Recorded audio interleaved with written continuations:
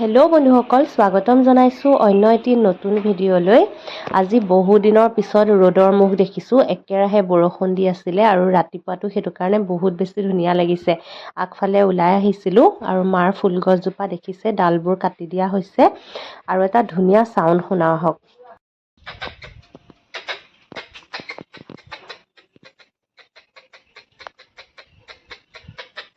এয়া আমাৰ গেটৰ কাষৰ ফুলগছজোপাত কেৰ্কেটুৱাৰ চাউণ্ড। কেৰ্কেটুৱা এটা উঠি আছিলে, ভিডিঅ' কৰিব লওঁতে পলালে, কিন্তু চিক চিককে এটা বেলেগ ধৰণৰ চাউণ্ড কৰি আছিলে।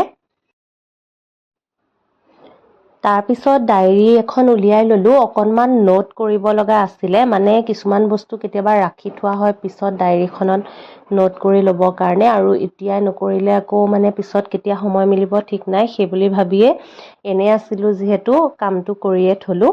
আৰু এনেকুৱা ধৰণৰ কামবোৰ যেতিয়া পৰি থাকে তেতিয়া মনটো কিবা এটা মানে বেয়া বেয়া লাগি থাকে, আৰু কৰি সামৰিব পাৰিলে মনটো শান্তি লাগে।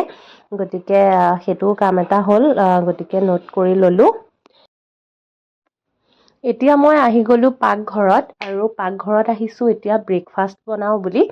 আজি ব্ৰেকফাষ্টত মই খাম ডালিয়া, গতিকে ডালিয়া অলপমান আজি তিয়াই থৈছিলোঁ।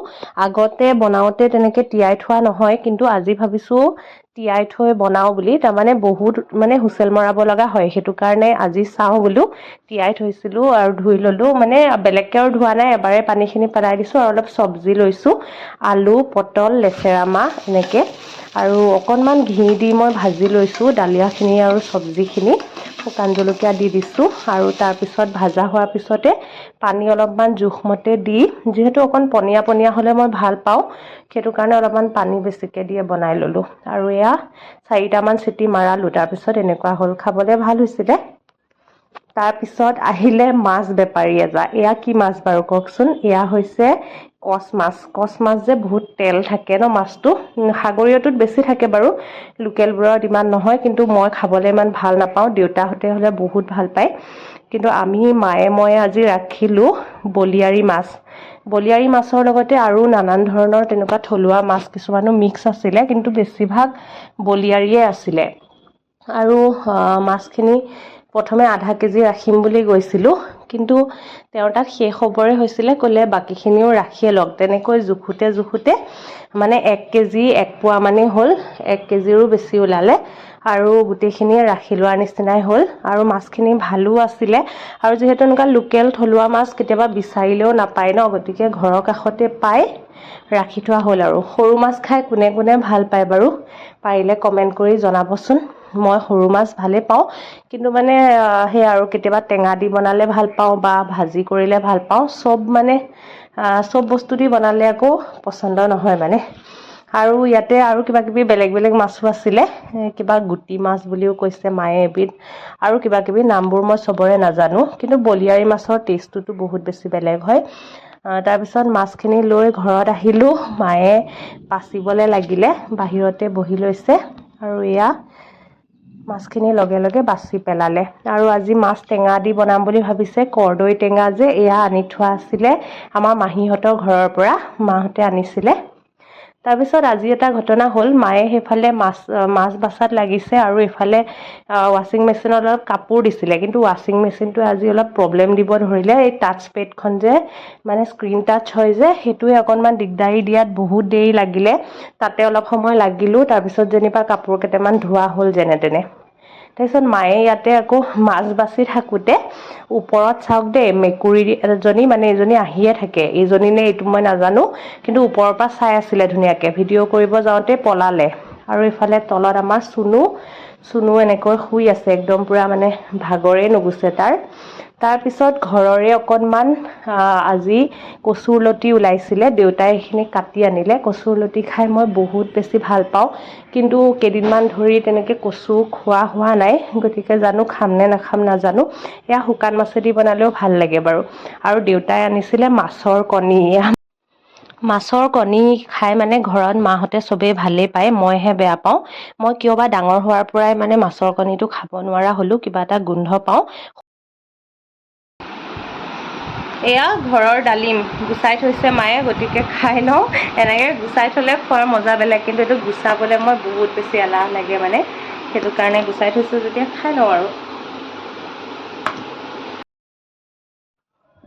আৰু এয়া ভাত ৰেডি হৈ গ'ল। মায়ে মাছখিনি অলপমান গুড়াকেও ভাজিলে, অকণমান এয়া দালিও বনাইছিলে আৰু অকণমান কৰ্দৈ টেঙা দিও বনালে আৰু লগতে মাছৰ জাল দিয়া পিঁয়াজেদিও বনালে। গোটেই মানে মাছৰে থালি আজি। গতিকে এনেকৈ আজি হ'ব দুপৰীয়া ভাতকেইটা খাই লওঁ। সৰুতে এনেকৈ গোটেই মাছ বনালে মানে বেয়া পাইছিলোঁ, কিন্তু আজিকালি বেয়া নালাগে দেখোন, ডাঙৰ হোৱাৰ পৰা খাব জনা হৈছোঁ। আৰু এতিয়া এয়া দেখাইছোঁ চাওক ডালিম, মায়ে যে অথনি গুচাই থৈছিলে আৰু কেইটামান পাৰি আনিলে, মানে ডালিমবোৰ কেৰ্কেটুৱাই অনিষ্ট কৰে বহুত বেছিকৈ, সেইটো কাৰণে ভালকৈ পকাই নাই যদিও পাৰি পেলাইছে। এয়া ঘৰৰে ডালিম বাৰু, আৰু বেদনাৰ নিচিনা টেষ্টি নহয় ঘৰৰ ডালিমবোৰ, যিহেতু গুটিবোৰ বহুত টান টান থাকে, গতিকে খাবলৈ অকণমান অসুবিধা। কিন্তু জুচাৰত মানে জুচ বনাই খাবলৈ ভাল, আমি তেনেকৈও খাওঁ। আৰু বেছিহে মানে ঔষধি গুণযুক্ত হয় আচলতে বেদনাতকৈও বেছি, যিহেতু এইটো থলুৱা হয়। ঘৰৰে ডালিম আমাৰ বহুত বছৰৰ পৰাই আছে বাৰু। আৰু দেউতাই আজি কঁঠাল এটাও আনিছিলে, কঁঠাল আৰু লগতে এয়া হৈছে কল। এইবোৰ ফল মূল মানে খাব লাগিব এটা এটাকৈ। অকণমান দুপৰীয়া সময়ত শুইছিলোঁ আৰু এতিয়া শোৱাৰ পৰা উঠি আহি বহিছোঁ। কঁঠাল অকণমান লৈ আহিলোঁ, মানে সুদা কঁঠাল কেইফুটা মানে লৈ আহিছোঁ বাতি এটাত। এয়া খাওঁ, কেতিয়াবা পিঠাগুড়ি দিও খোৱা হয় বা অন্য বস্তুৰ লগত খোৱা হয়, মুড়ি চুৰি দি, কিন্তু আজি অকল এয়াকে খাওঁ বুলিয়ে আনিলোঁ। যথেষ্ট মিঠা আছিলে কঁঠালটো, আৰু বহুত মানুহে কঁঠাল ভালো নাপায় বাৰু খাবলৈ, কিন্তু আমি সৰুৰ পৰাই খোৱা অভ্যাস যে, ঘৰত আগতে গছো আছিলে, গতিকে খাওঁৱেই আৰু। গৰম থাকিলেও খাওঁ, ঠাণ্ডা পৰিলেও খাওঁ, অলপমান হ'লেও টেষ্ট কৰা যায়। আৰু এতিয়া ৰাতিয়ে হ'ল। আজি ব্লগটো এনেকৈ ভইচ অভাৰতে বেছিভাগ দিয়া গৈছে। মই আহিছোঁ ৰাজমাহ বনাবলৈ, মানে ৰাজমাহ অলপ তিয়াই থৈছিলে মায়ে ৰাতিপুৱাতে। ৰাজমাহ কাৰী খাবলৈ যিহেতু ভালেই পাওঁ, গতিকে বনাবলৈও বেয়া নাপাওঁ বাৰু। মছলাখিনি আগতে ভাজি ল'লোঁ, তাৰপিছত ৰাজমাহ বনালোঁ এনেকৈ।